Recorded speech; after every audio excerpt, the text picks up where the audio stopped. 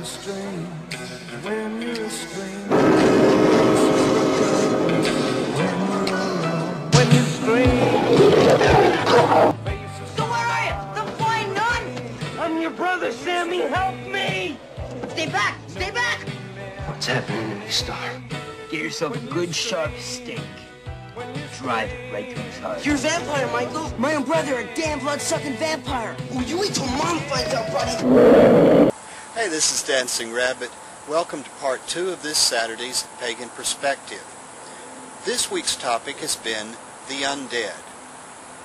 I think every culture has its monsters and its ghost stories. The goblins will get you if you don't watch out. Beware the chupacabra. Must be a good little boy, a good little girl. Whether they're just told to frighten children into being good, or to entertain adults on a dreary afternoon, or whether they're really believed, I think most of these stories have some basis in fact. Let's start with vampires. The joke is, what do Unitarians and vampires have in common?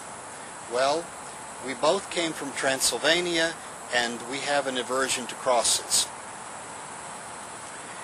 Bram Stoker was the author of Dracula and really brought the vampire legend out into popular culture.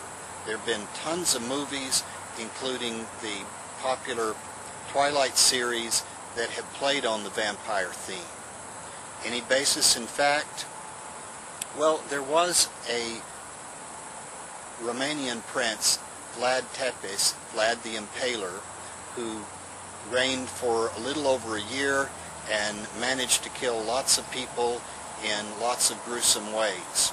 And so he was bloodthirsty. Whether he actually tasted the blood or not, he makes a good story, a good basis for a story. There are a couple of medical conditions that produce something that looks very much like vampirism. The person is very pale, has an aversion to sunlight, is pretty anemic, and so may be prone to eat lots of raw red meat, organ meat, or even drink blood. Do they grow fangs, sleep in coffins at night?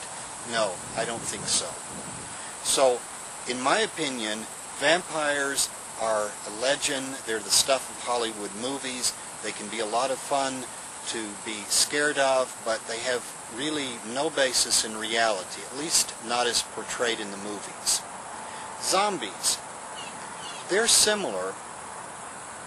Haitian voodoo is really not about zombies. It's a religion. It's based on African traditions, and it's been melded with Catholicism so as to be passable in public, back at a time when the African paganism would have merited death. But there are some herbal concoctions that do exist in Haitian voodoo that produce a coma-like, death-like state that lasts for quite a few hours, and so I suppose it's possible that somebody could be drugged with that, presumed dead, buried, and then dug up later and kept in a drugged state to be as sort of a slave. But I doubt that it ever was or is anything at all like the movies. Demons. It's my understanding that the word daemon is from Greek, and their idea of a demon was that it was a spirit, a sort of a guardian spirit, a tutelary spirit, kind of a guardian angel. Demons weren't evil or good, they were just kind of neutral, and they were fairly helpful. It got absorbed into Christian theology because the immediate centuries before Christianity, the Jews were heavily influenced by Greek thought, and then so were the Christians, particularly through the Apostle Paul.